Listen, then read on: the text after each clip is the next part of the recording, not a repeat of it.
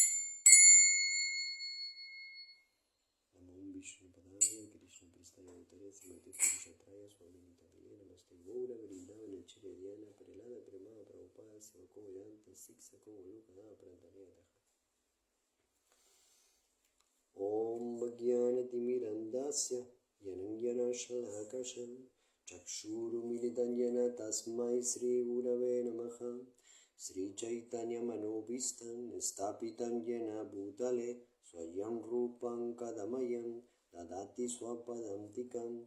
Yo nací en la más oscura ignorancia y mi maestro espiritual me abrió los ojos con la antorcha del conocimiento. A él le ofrezco mis más humildes reverencias. ¿Cuándo me pondrá al resguardo de sus pies de lotos y la Rupa Goswami Prabhupada, quien estableció en este mundo material la misión de cumplir el deseo del Señor Chaitanya? Muy bien, bueno, gracias por darme este servicio a ISKCON en vivo Buenos Aires. El texto que me toca es del capítulo 18, La perfección de la renunciación, texto 28. Así que bueno, vamos a tratar de abordarlo.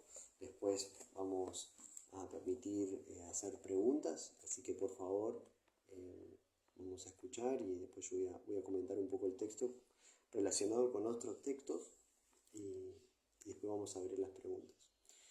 El texto dice: Ayukta prakrita estabda shato naishkritiko lasaha vishadi dirga sutricha karta tamasa uchyate. Ayukta prakrita estabda shato naishkritiko lasaha vishadi dirga sutricha Karta tamasa uchyate. Ayukta prakritaha estabda shato naiskrito tiko lasaha vishadi dirga sutricha karta tamasa uchyate. Traducción y significado por su divina gracia A.C. Bhaktivedanta Swami Prabhupada. Dice: y el trabajador que siempre está dedicado a un trabajo que va en contra de las disposiciones de las escrituras, que es materialista, obstinado, engañador y experto en insultar a los demás, que es perezoso, siempre está malhumorado y es moroso, se dice que está en el plano de la modalidad de la ignorancia. Significado: en las disposiciones de las escrituras encontramos qué clase de trabajo se debe realizar y qué clase no se debe realizar.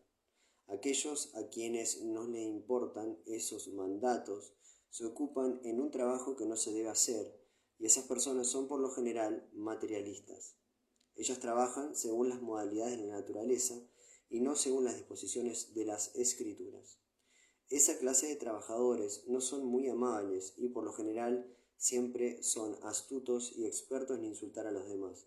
Ellos son muy perezosos, aunque tienen un deber no lo hacen bien y lo ponen a un lado para hacerlo más adelante.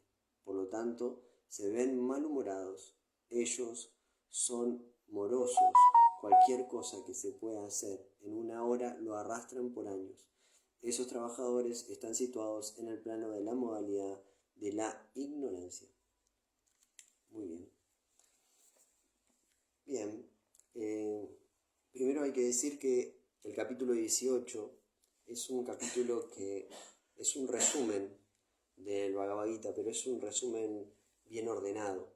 ¿Por qué digo esto? Porque en el capítulo 2, que se llama resumen del contenido del Gita, ese era un resumen previo y no está tan organizado como este, ¿no? Este capítulo se divide en 8 partes y esta parte que estoy hablando es justamente la que habla de las 3 modalidades. Lo voy a relacionar ahora con 2 textos anteriores para poder comprender este texto que leí. Este texto que leí habla del trabajo en la modalidad de la ignorancia, pero ahora voy a leer los que están en la bondad y los que están también en la pasión.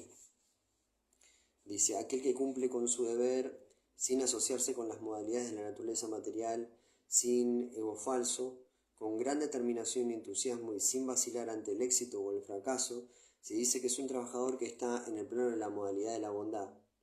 Y el siguiente, el texto 27, dice: el trabajador que está apegado al trabajo y a los frutos del trabajo, deseando disfrutar de esos frutos, y que es codicioso, siempre está envidioso, es impuro y lo mueven la alegría y la tristeza, se dice que está en el plano de la modalidad de la pasión. Muy bien. Entonces, como dije anteriormente, acá estamos viendo los 3 diferentes tipos de trabajo que está en el capítulo 18, que es la perfección de la renunciación en la parte de las modalidades de la naturaleza material, ¿sí? Después, desde viéndolo con la naturaleza material, también podemos ver en este capítulo la comprensión, la determinación e incluso la felicidad, que cabe aclarar, ¿no? La felicidad en un estado de bondad se considera que primero es veneno, básicamente, y después es todo néctar. En la pasión es al principio néctar y después todo veneno, y en la modalidad de la ignorancia básicamente es todo sufrimiento, ¿no? Eso también es interesante verlo desde el punto espiritual, ¿no? Digamos, a veces se suele escuchar, voy a volver al tema este que nos toca, ¿no? Pero son temas que son bastante generales y que nos invitan a reflexionar. A veces cuando uno habla con las personas que se acercan a la vida espiritual, nos dicen que no quieren acercarse a Dios porque le pasan cosas como fuertes, ¿no? Cuando se acercan, o que la pasan mal, digamos, ¿no? Y bueno, justamente es porque las escrituras hablan de eso, ¿no?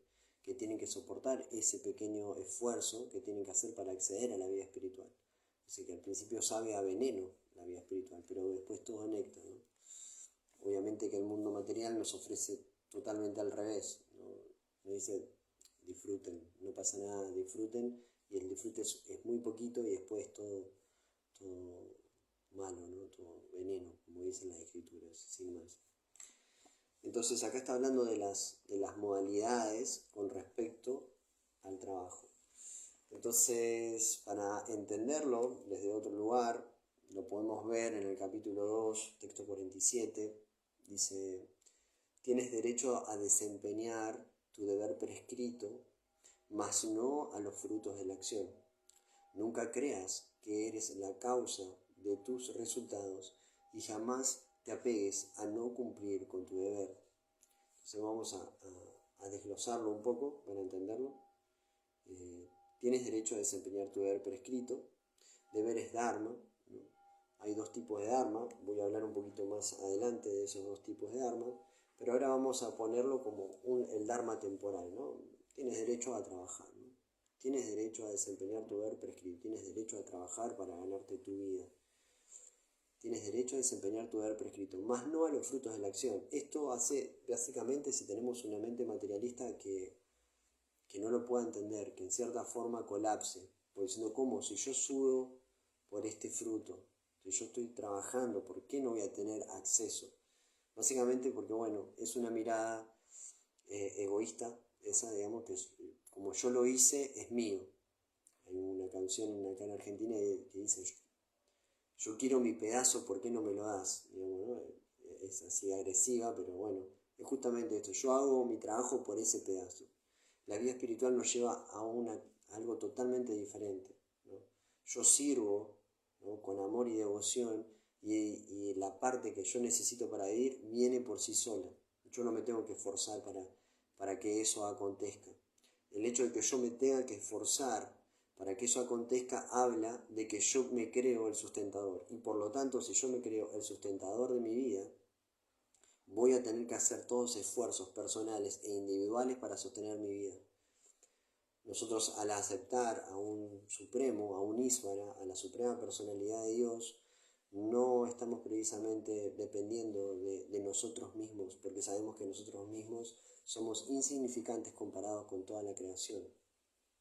Dice en el capítulo 3, al comienzo de la creación, el Señor de todas las criaturas produjo generaciones de hombres y semidioses en sacrificio de honor a Vishnu, y les dijo, sean felices mediante este yagya, sacrificio, porque con ellos obtendrán todo lo que necesiten y alcanzarán la felicidad. Entonces, nosotros al hacer sacrificios, que sacrificios también es una palabra que nos invita a reflexionar, ¿no? sacrificios tiene que ver con trabajar, sacro oficio, si uno lo divide, es hacer sagrado el oficio. Entonces nosotros al cantar el Mahamantra y ofrecer nuestra vida a Dios, automáticamente Dios nos garantiza que Él se va a hacer cargo de darnos todo lo que necesitemos. Entonces, al tener una mirada egoísta, ¿no? al estar parado en el ajánkara, que se llama ego falso que es creerse que yo soy esta persona y que todo va a terminar cuando este cuerpo termine, ¿no?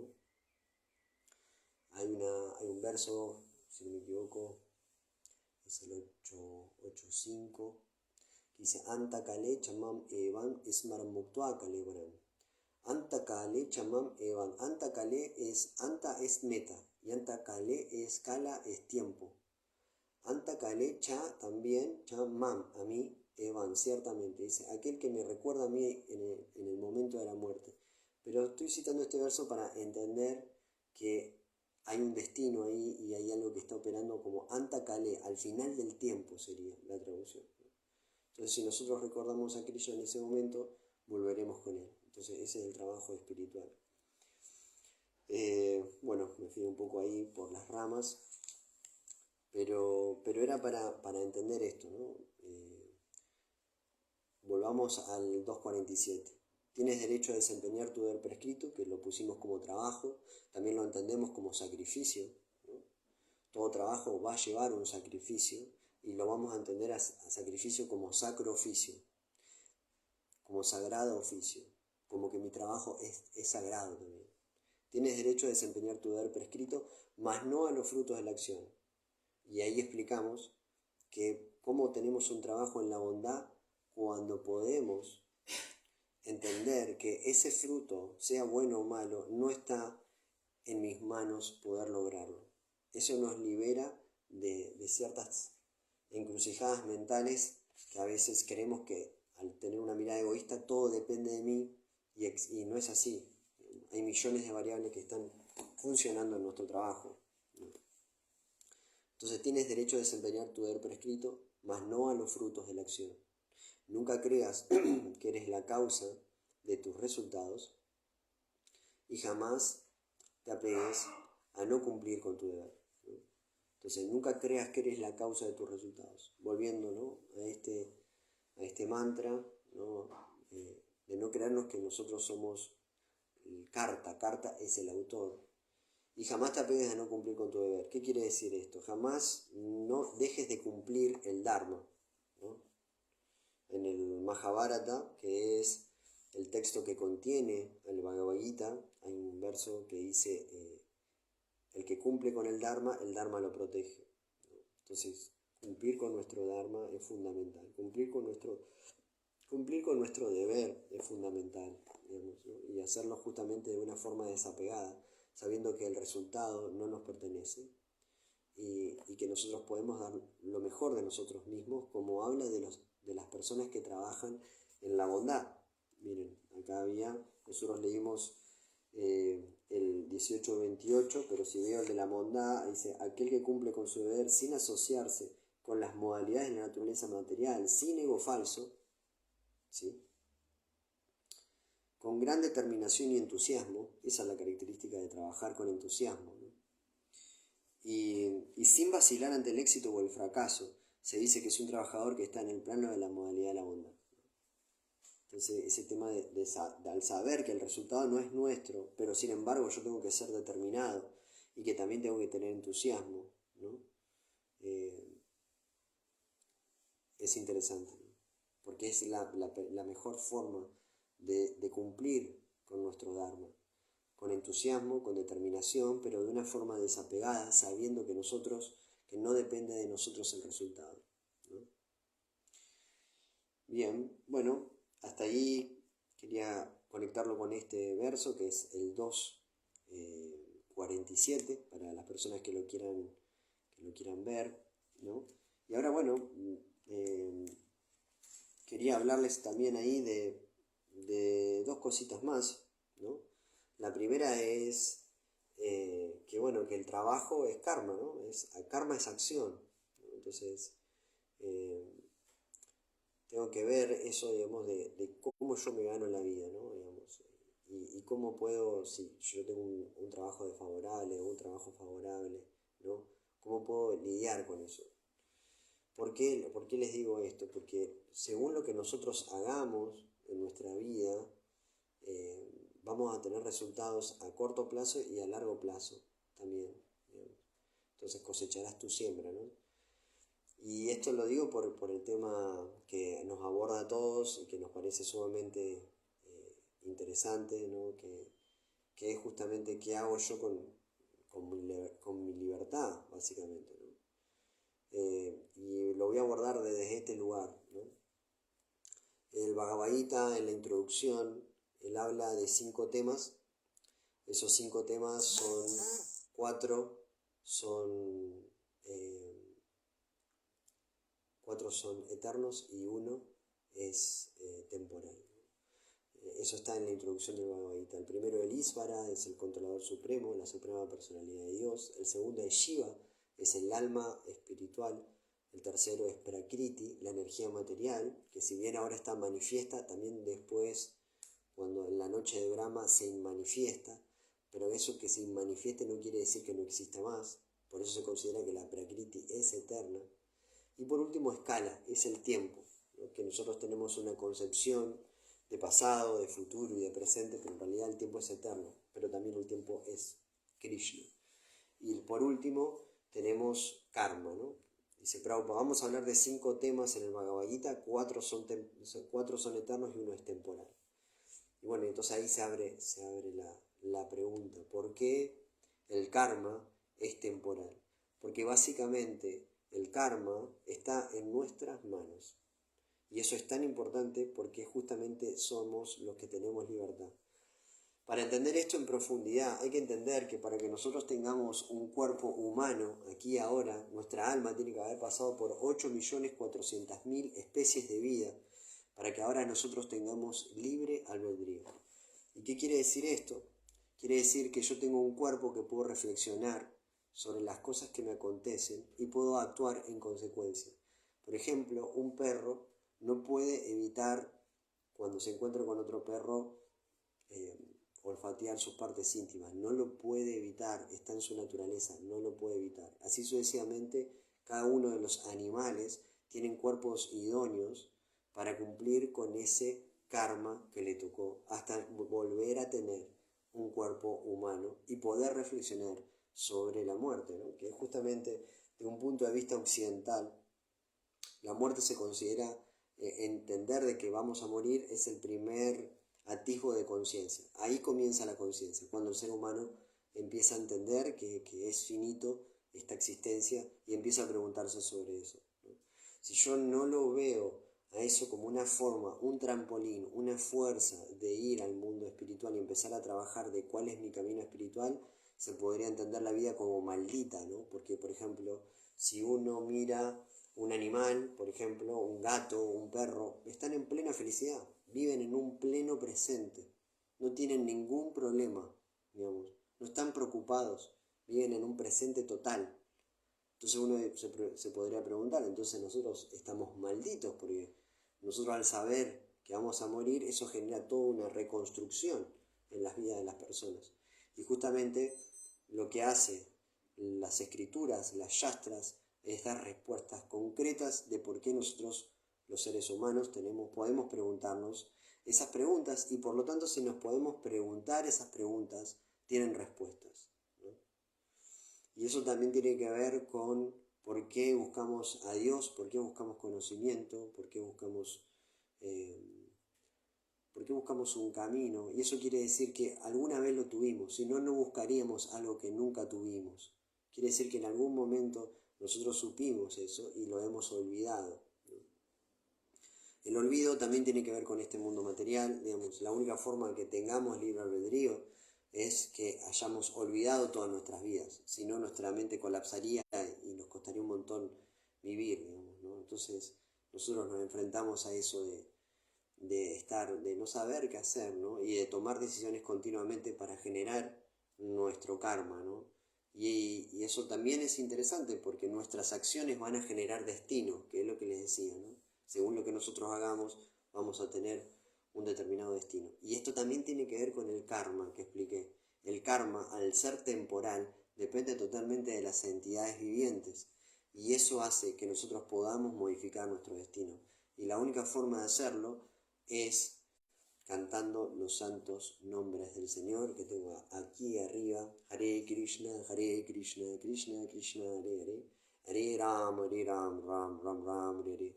Dice que en esta era de riña e hipocresía, donde nadie se entiende con nadie, la única forma de liberarnos es cantando el santo nombre. No hay otra manera, no hay otra manera, no hay otra manera. Es un método muy, pero muy simple. El cantar el santo nombre es el Maha Mantra, es el gran liberador de esta era. Y bueno, hay muchas respuestas de por qué es tan simple. No lo vamos a abordar en esta clase, pero bueno, los invito a que canten el Maha Mantra y que puedan avanzar en su vida espiritual y así también ayudar a su encarnación, a su vida, a volver a casa, a volver a Dios, que es justamente la orden que nos dio nuestro acharya preeminente de que volvamos a casa y que no volvamos a encarnar, ¿no? Bien, entendido el tema del karma, el karma podríamos profundizarlo, tampoco lo vamos a profundizar. Hay varios tipos de karma, está el karma, el akarma y el vikarma, pero bueno, si a alguien les interesa puede entrar a la página de Vedabase y profundizar en eso. Yo quería cerrar con explicar el Dharma, el Sanatana Dharma y el Swadharma, ¿no? Porque el Swadharma es el Dharma temporal y el Sanatana Dharma es el Dharma eterno, ¿no? Entonces, el Swadharma se relaciona también con nuestro karma, con nuestro trabajo, ¿no?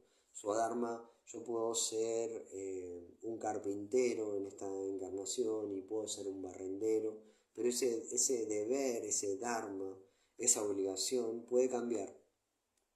Yo la puedo cambiar incluso en esta encarnación. Incluso muchas de las personas, muchos de los monjes devotos que viven aquí tuvieron diferentes trabajos en diferentes momentos de su vida. Y eso fue su Swadharma, ¿no?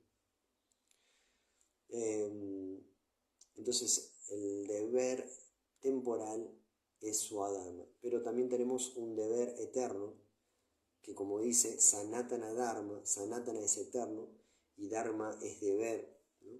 Ese deber eterno, ese Sanatana Dharma, no cambia. Entonces lo podemos ver, por ejemplo, con los elementales, que el deber del fuego es alumbrar, quemar, el deber del agua es mojar. Y así sucesivamente. El deber de la tierra es sostener, transmutar también el deber de la tierra, ¿no? Ahora, el deber de la Shiva, del alma espiritual, es servir. Ese es el deber eterno. Y el Svarupa, que es la posición del alma espiritual, es servir a la suprema personalidad de Dios. Por supuesto que nosotros obtenemos placer al servir a un amigo, al servir a un padre, al servir a un hijo, una madre sirve a un hijo, un esposo sirve a su esposa sirve a su esposo, y eso por supuesto que causa mucho placer, causa mucha buenaventuranza. El tema es que eso también va a ser temporal en el caso de que no esté la suprema personalidad de Dios para guiarlos a esa pareja, que justamente eso es una pareja, ¿no? Y cuando el hombre y la mujer caminan juntos para volver a casa, cuando eligen un camino juntos y vuelven a casa, ¿no? Sirviéndose a través de la suprema personalidad de Dios. Entonces, esto es interesante porque esto responde a una pregunta muy común que se suele preguntar: ¿qué es la conciencia de Krishna? ¿Es una religión? ¿Qué es una práctica de desarrollo personal? Es tan amplia la conciencia de Krishna, se puede abordar de tantos lugares. A través de la conciencia de Krishna podemos hablar de los sistemas planetarios, de la agricultura, de la ganadería, de la economía. Es tan amplia, digamos, del arte incluso, ¿no?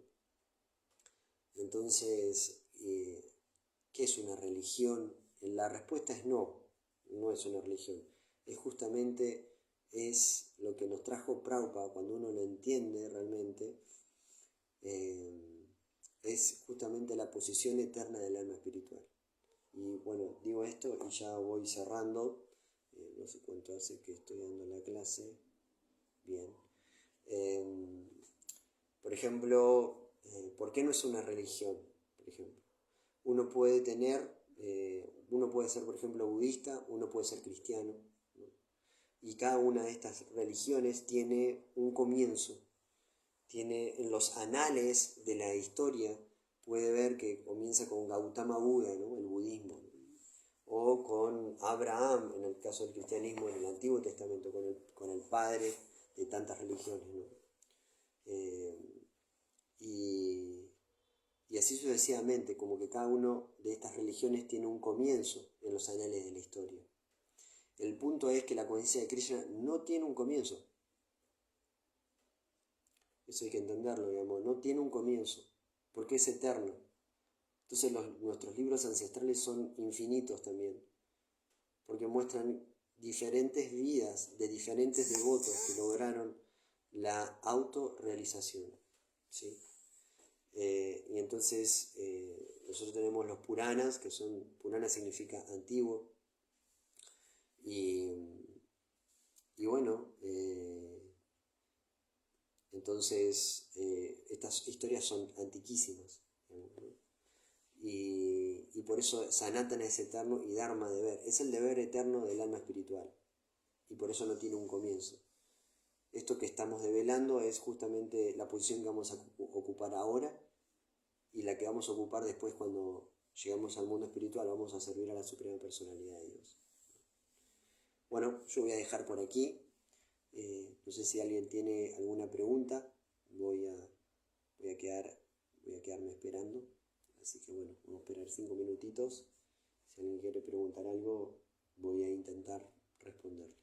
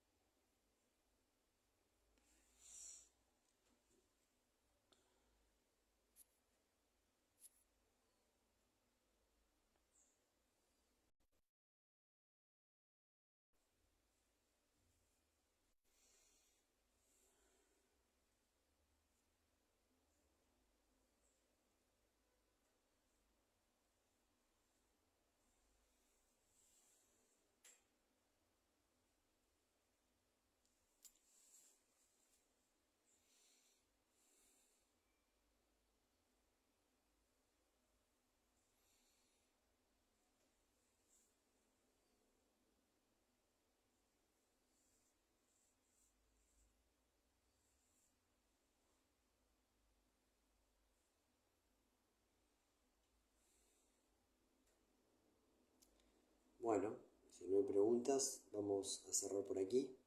¿Eh? Bueno, todas las glorias sean para Sri Prabhupada, todas las glorias sean para Purusha Traya, Swami, que es el nacimiento de él. Todas las glorias sean para los devotos reunidos. Y bueno, que estén bien y Hare Krishna.